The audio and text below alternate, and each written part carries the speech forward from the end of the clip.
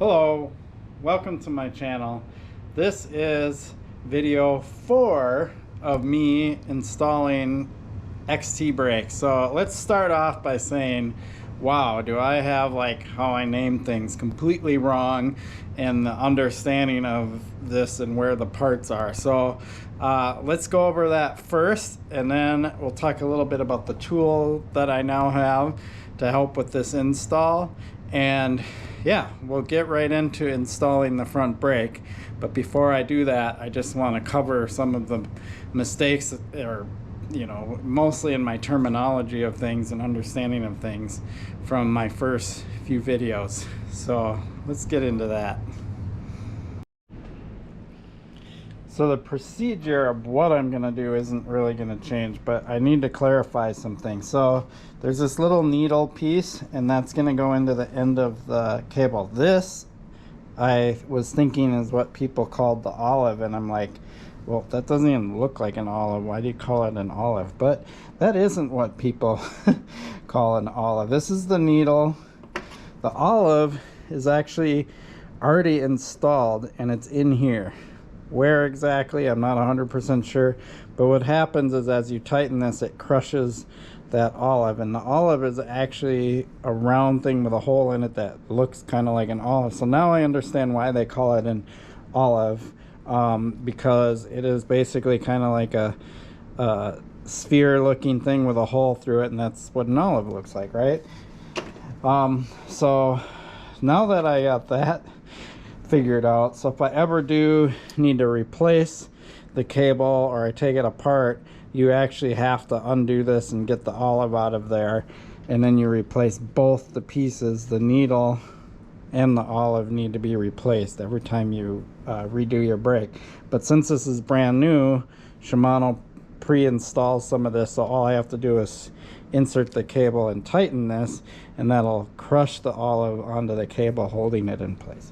All right, now that we got that clarified, and I'm pretty sure that is correct now, the tool I have is this tool, which is basically going to clamp the hose using the clamp, and then this rubber piece will be removed, and then the needle just goes right on that pin. So I'll stick it on there and show you. So the needle goes on there, and then I just crank this and press that into the hose. Another method people do is they have some type of way of clamping the hose, and then they use a hammer to hammer it in or whatever. There's different ways to do it, but I thought I'd get an actual tool to do it. This is actually decent quality considering I just got it off of Amazon. But it's kind of like a one-time deal. Here's the cable cutter piece. So this, well, you lay the cable in there and you can just cut it.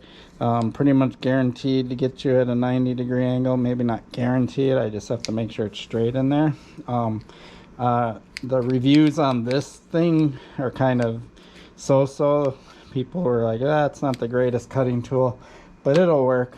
But this tool looks like it's really good. So now we'll actually get to installing the front brake, and I'm going to change my process because I was like, oh, I'll just do that here on the desk and not on my bike to make it easier. But then I realized this lever, you want it correctly mounted onto the housing, because if I mount it here and then on the bike, I have to twist it to get it to the right angle. See how that doesn't really want to bend? So it's actually better that I do it on the bike. So I realized that, and so I'm glad I figured that out before, so I didn't like try to mount it on the bike and then realize I had to like twist this when I installed it. So let's go to the bike. So the first thing that I'm going to do is I'm going to mount this onto the fork, the correct direction, obviously. And this will be pretty much a straight up mount, pretty easy, but I'm not going to crank it tight. So because this fork is set up for a 180 millimeter rotor, I don't need to do anything fancy to it, and it can just directly mount. I'm a little surprised that there's not washers and such between the fork mount and the brake. Usually they have those kind of shaped washers on there that allow you to kind of angle it, but my thinking is that everything's precision made enough to where you shouldn't have to do that, and hopefully that is the case, because it would make sense. Why not make things aligned properly? Then you don't have to sit there and have to align the brake to match the rotor. And then the only thing you really have to align is the left and right and centering, not kind of the angle, or I don't know how else to say it. So we're gonna just put this on there, but we're gonna leave it a little loose, because once we get the front wheel in, we're gonna want to be able to center this on the rotor. I do have that little red plastic piece in here to prevent the pads from coming together, so when I squeeze the lever, I won't have to like redo the brake. So now that I have that, the next thing to do is to route this up and mount it to the fork. So let's re-angle the camera for that. So now you can see that the brake is on there, the line comes up, and then we want it to go through this little piece on the fork. So I'm going to disassemble that.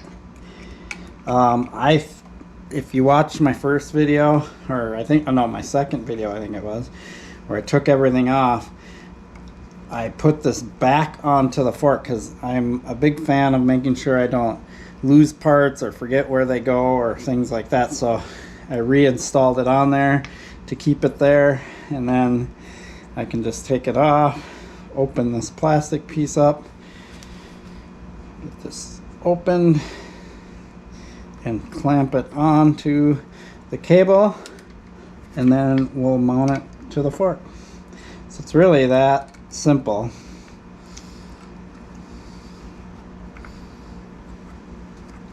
And then once that's tightened down, the brake line, I keep calling it housing cable. My terminology is from like regular non-hydraulic brakes. So we're getting that on there. And so now that's secured, and so we're set up to do the brake lever part. Okay, so before we install the brake lever to the handlebar, I have to remember to do the dropper lever, because I believe, this is where I'll see if my theory is correct, that this dropper lever, the way this is designed, just has a little plate. Actually, I'll be fine if that doesn't come out of there. Oh, there's a little rubber piece that's holding that on. So I guess my question is going to be, how does this go? This is kind of the tricky part of making sure I do this correctly and get this piece in there. Yep, I want it to be at this angle though. There we go. And then there's two ways I could do this. This gives me the full range of sliding it. And then I want to make sure the brake lever, this is where things you got to be kind of careful how you line things up, is on there, and the dropper lever. So I believe I guess I'll put this on there and I'll find out rather quickly if this is the correct way. It's kind of how I do things, or sometimes how you got to do things, but just be aware that I might have this all wrong. It isn't the easiest thing to line up and thread in there.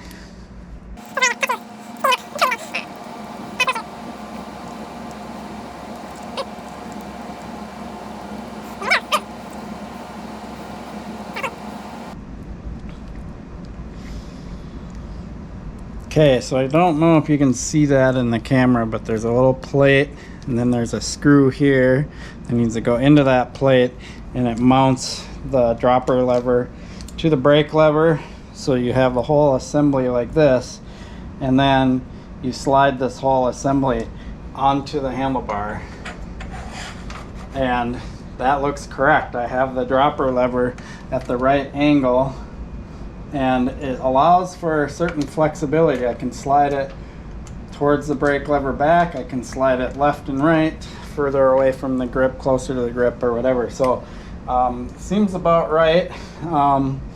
So we're good to go. And there's a good reason why there's this plastic piece inside the lever, because while I'm doing all this, if I was to accidentally squeeze this lever, it would maybe pop this out or leak fluid or whatever. So they put these plastic pieces in here as a safety thing, so you don't kind of ruin the whole process. I'll deal with the dropper lever later as far as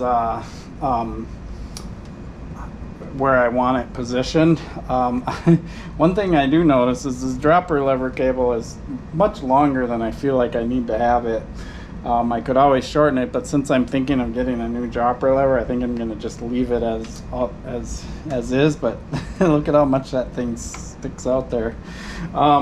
So now we're at the pivotal point of installing the cable into the lever. So this is where all the kind of magic needs to happen. And yes, if I was to just do this, look at how long it would be. Do I want that much front cable dangling out there? No. So I will definitely want to figure this out in where I want the front cable to be, and I'll have to cut it. So here is the moment of truth, and honestly I'm a little nervous about it, as anybody should when you do this for the first time. Trying to figure out where I want this cable to be. I don't remember if it was inside or outside, but it seems like it fits better going inside the other cables, although I'll be removing those. But so yeah, what I've been told is when you cut the line, there is kind of the concept of a vacuum or whatever, so it shouldn't leak too badly, because unless air gets in from underneath, kind of like if you were, I don't know how to explain it, but sometimes, you know, if you have a sealed container, the liquid will stay in there until there's a breach on the backside. Think of people who slam, what do you call it when you slam beer? I don't drink, but they poke a hole in the end and it pours out faster. Like, that's kind of the concept. So it shouldn't leak too badly when I cut this. But let's go ahead and give it a cut. I want to make sure my length is right. I'm going to leave the cap and stuff on the other end. So here we go, a moment of truth. I am going to cut the line with this razor blade. And there it cuts. So the fluid is now exposed. Now the next thing that I gotta do is clamp this thing on there. Put the line in there. Clamp.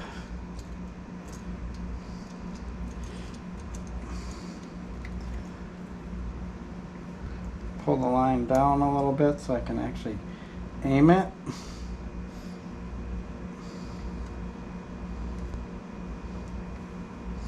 Okay, now I'm going to clamp tight on the line.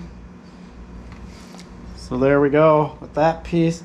Now I got to stick the little needle in there and thread this down on there. I'm hoping that this lines up. It doesn't look like it's going to line up, but we'll see. Grab my needle.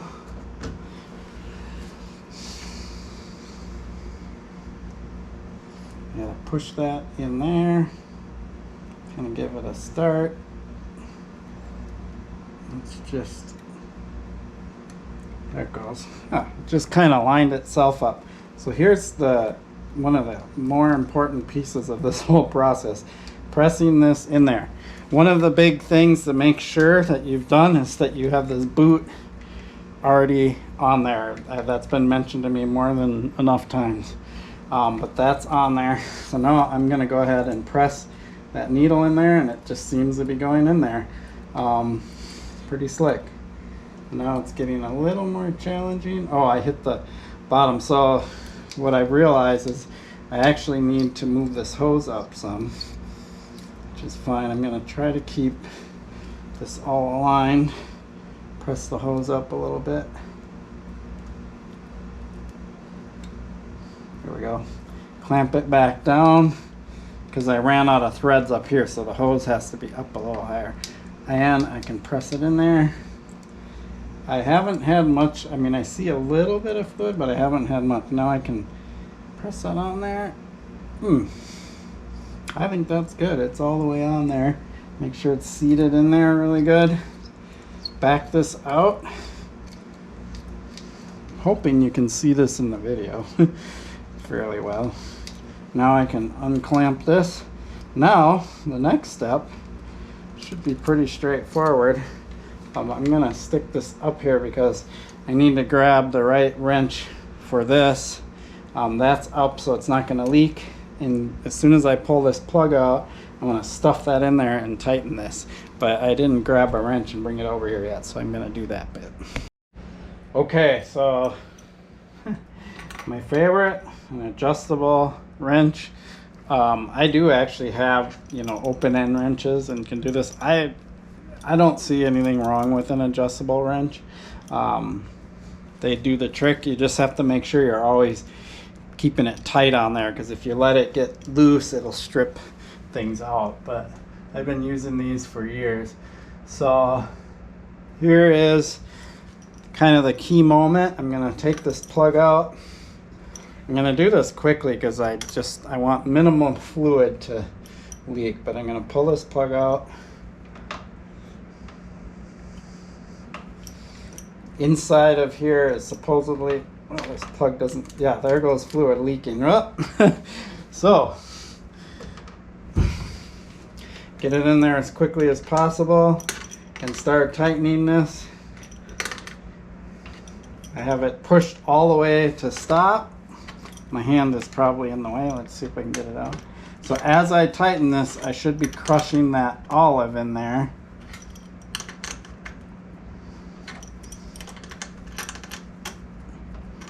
Notice how I mess with the adjuster on the wrench. That's the disadvantage of using this tool. If I had the actual right size wrench, I wouldn't have to do that. I don't know how much I'm supposed to torque down on this. I'm assuming you don't have to go too tight, but that is in there. There is fluid leaking, so that'll be the determination of whether I need to bleed these or not.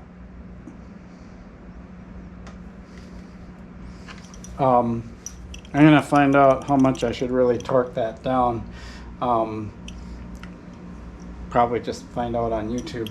I don't know if I go where so the threads are all the way in or not, but let me figure that out. The fluid is no longer leaking, so that's good. And yeah, that was actually pretty straightforward, worked really well. Okay, so 5 to 7 Newton meters is what I found out. And I don't have a torque wrench that has an open end. They all have like either Torx or Allen screws. So what I did is I used the torque wrench to, with my other wrench, to get a feel for what it should feel like. Kind of a hokey way to do it, but like I basically clamped the torque wrench into here, and the arms on these are about the same length, and then I pressed on here to figure out how much pressure is 5 to 7 Newton meters, right? And by doing that, when I do this, I just went by feel to kind of get an idea what 5 to 7 Newton meters feels like. And so I'm literally right in the ballpark, and I know it's kind of a hokey way to do it, but I think it works. I mean, it's totally going by feel, and at least there's like a 2 Newton meter range in there, so as long as I'm in that ballpark, it should be good. This may not be the most accurate way to do torque, but it's going to be more accurate than the way I was doing it. So I'm going to use this method until I get to 5 Newton meters. Where am I at now? That's 0.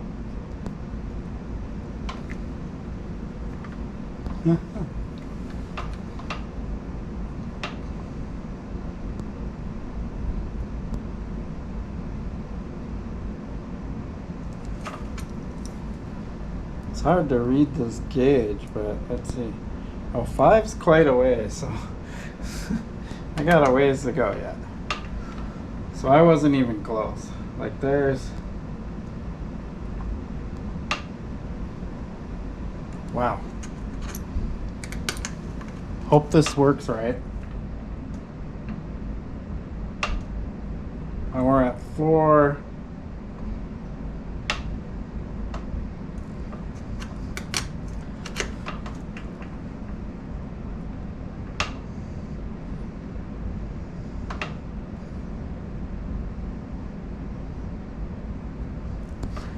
There. Still some threads left. We're almost to 5. I think this is at least, I mean, I have to realize I have a little bit more torque, so I should probably, but it does say 5 to 7. So I'm gonna leave it at that. But what I did, if you see here, is use zip ties, put my torque wrench onto this thing. So at least I can get a somewhat accurate measurement versus the other way I was doing it, which was very hokey and wildly inaccurate. So the reason why I kind of decided to do this rather than accept the way I was doing it before was because brakes are very important and you don't want them to fail while you're in the middle of riding. So I decided that I needed to figure out a way to get the torque spec down just right. So I will just keep this way because I'm gonna have to use it for the rear brake. But knowing that this is a little bit longer than the length of this wrench, I think if I get to 5 and it says I need to do 5 to 7, that should be close enough. If anybody knows of a good torque wrench that has an adjustable open end, or at least enough options to swap out the open end, I looked online and I did find a adjustable wrench that was a torque wrench, but it was like almost $200. So yeah, it's kind of one of those tools that, yeah, they have plenty of, I have this piece here which does all the Allen and torques and all of that, but there's no way to use this for open end except for modifying it like I just did. Cool. All right, then we want to throw the boot on there, and that's a reminder to myself to maybe get another torque wrench that has an open end or some open end options if I ever need to do that again. Now, because I have the plastic piece down in here, I should, and it's going to be kind of challenging. Oh yeah, I'm going to have to move the grip out of the way to get this plastic piece out. I just realized because the grip is butted right up against there. But I'll pull this plastic piece out and then I'll get to test the brake to see if it works. Okay, I had to slide the grip back a little bit so I could get that plastic piece out, and I got it out. And as far as I can tell, this feels pretty good. I'm actually surprised. I don't think, let's get it in more of a, yeah, I mean, again, this is a whole different type of brake, so I don't know how it should feel, but it doesn't feel like I need to bleed anything or do anything like that. I might actually bleed the brake just for the sake of doing it, because I want to learn, really, honestly. So probably I'm going to read up on how to do that, but I think you take this little piece off and you can add fluid, and that's what that little funnel thing is for, and then I can pump it and bleed it, and then that way I'm sure that it's good to go. Since this is the first time for me, I'll figure that out. So there you have it. Front brake is installed. I'll do a video on the bleeding bit, but yeah, I'm learning, and I'm learning as I go with you watching. So it's always little risks. Could even get embarrassing, right? I totally like messed something up, but no, I think it went much smoother than I expected, especially for the first time of me ever doing this. And the lessons I learned here with the front brake, I can apply when I do the rear brake, right? So, and then any future brakes that I work with. But if I ever have to take this apart, I understand now that there's an olive in there, which is in where the little bolt is, and that screws into the brake. And then there's the needle inside that goes into the housing. Yeah, whatever you want to call these parts, that's what I'm discovering they're named. There's so many little parts to bikes, man. It's like naming things, you know, even just brake lever. You know, I'm sure there's a name for the chamber, maybe, where the fluid goes in the brake lever, and there's just like every little thing has a name. And sometimes it's hard to keep track, and especially when you're first going into dealing with something you haven't dealt with before, keeping track of how to name things is a challenge. Might be due to my age too, because you know, the old brain, sometimes it just starts to like not remember stuff. Oh well. I think I'm doing all right. Anyway, really appreciate your support from my channel. Please like and subscribe. Peace.